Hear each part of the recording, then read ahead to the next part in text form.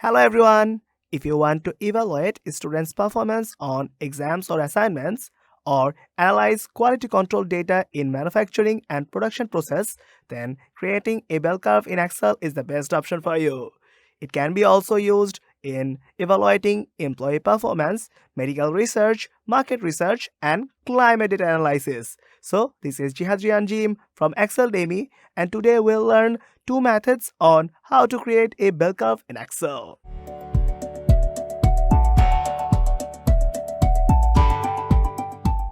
So let's talk about what is a bell curve. A bell curve is a graph that represents the normal distribution of a variable. This is also known as the normal distribution curve. The middle peak point of this curve signifies the mean of the distribution, while the curve is lower on both sides as the value will be much lower than the extreme values in both sides. Before going into the methods, let's talk about the dataset a bit. Here we have the name of the aspirants and their score in column B and C. We'll be using Microsoft Excel 365 for describing the whole tutorial. So without any further discussion, let's get started. In our first method, we want to create a bell curve in Excel with a dataset by combining standard deviation and normal distribution functions. At first, we'll go for the C14 cell to determine the mean, so we'll use the average function, and as the value, we'll select C5 to C12 and press the enter button. After that, we'll go for standard deviation, so I'll write down STDV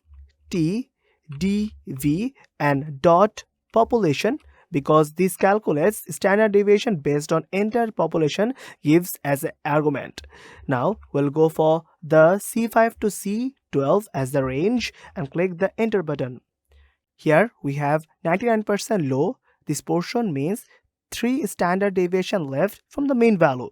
So we'll go for the C14 as the mean value and then minus 3 times standard deviation. So if you click the enter button, then we have got the perfect result. Now high means 3 standard deviation right from the mean value. So we'll go for the mean value again and now add 3 times the standard deviation. Now if you click the enter button, then we'll got the perfect result. To determine the steps, at first we need the help of the counter function. The counter function counts the number of cells within the certain range of cells which are not empty.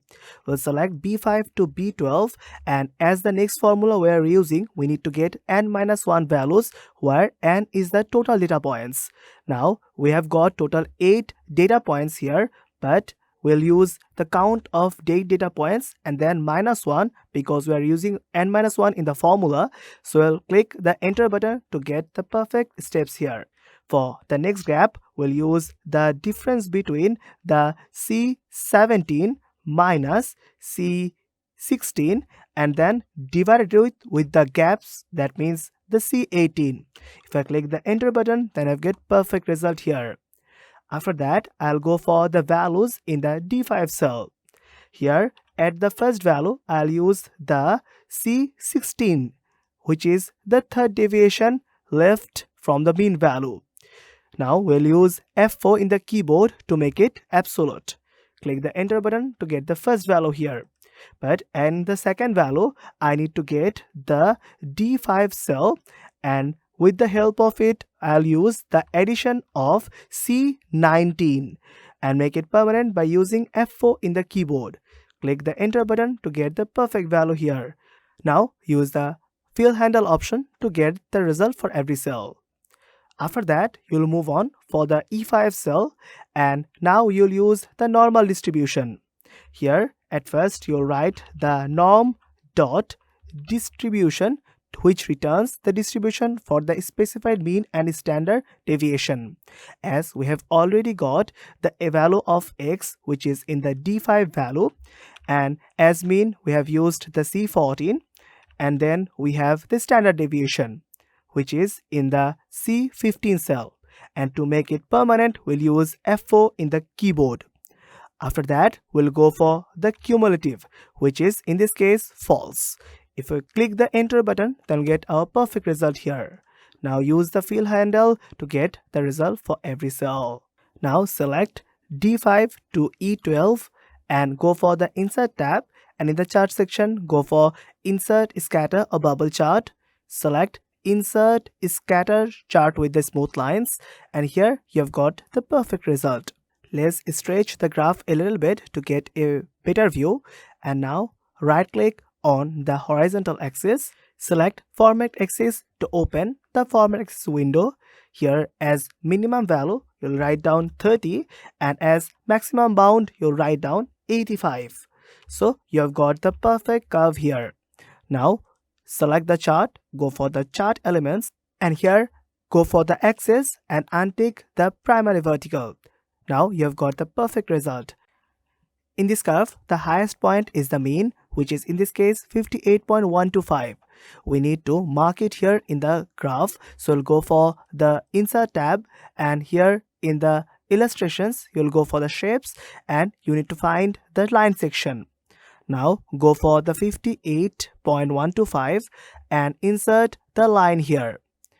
To make it visually more attractive, go for the shape outline in the shape format, and here you can select the color according to your wish, and then go for the weight in the same section and choose the weight according to your wish. We need to also mark the first deviation left and right. The first deviation left will be 49.09 up to 2 decimal places, and the first deviation right will be 67.15 up to 2 decimal numbers. So we'll go for the Insert tab again, and in the illustrations we'll find the shapes and choose the line.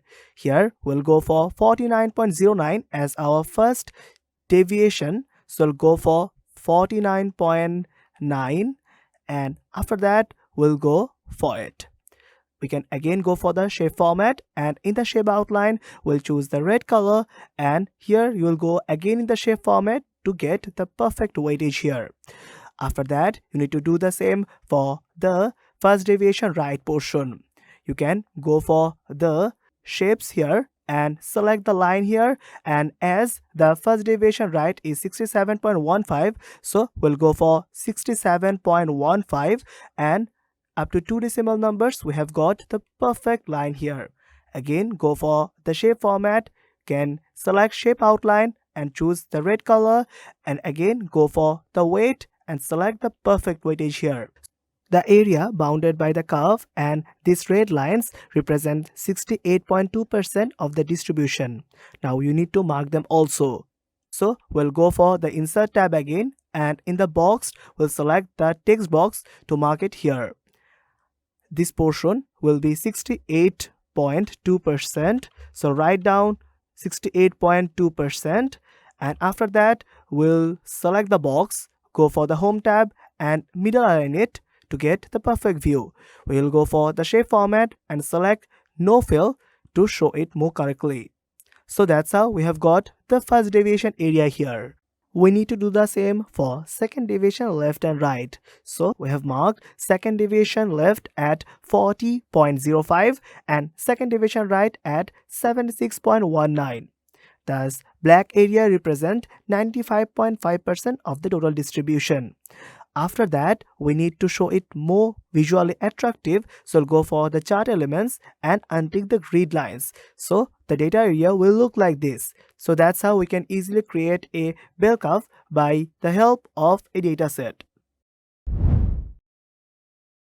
To make the bell curve without the dataset, we need the help of normal standard distribution. So we'll go for the B5 cell, and as standard value, we want to get the values from -3 to +3. So write down -3 as our first value in the B5 cell, but in the B6 value, we'll go for the B5 and add 0.6 as it will be our deviation from each value, and click the enter button.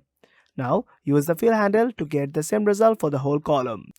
Now I'll go for the C5 value, and here we'll use the normal standard distribution. So we'll go for it, and here we have got the perfect normal standard distribution. As Z, we'll go for the B5 value, and as cumulative, we'll go for the false as probability density fraction. Click the enter button to get the perfect result. Use the fill handle to get the same result for the whole column. As we're trying to make the bell curve, so select B5 to C15, go for the Insert tab, and in the chart section, we'll go for Insert, Scatter or Bubble Chart. Select the scatter with smooth lines to get the perfect result here. So that's how we can easily create a bell curve with our dataset. You can follow these methods accordingly, or you can download the practice workbook from the link below. Hope this will help you. If you have any questions, suggestions or feedback, please let us know in the comment section.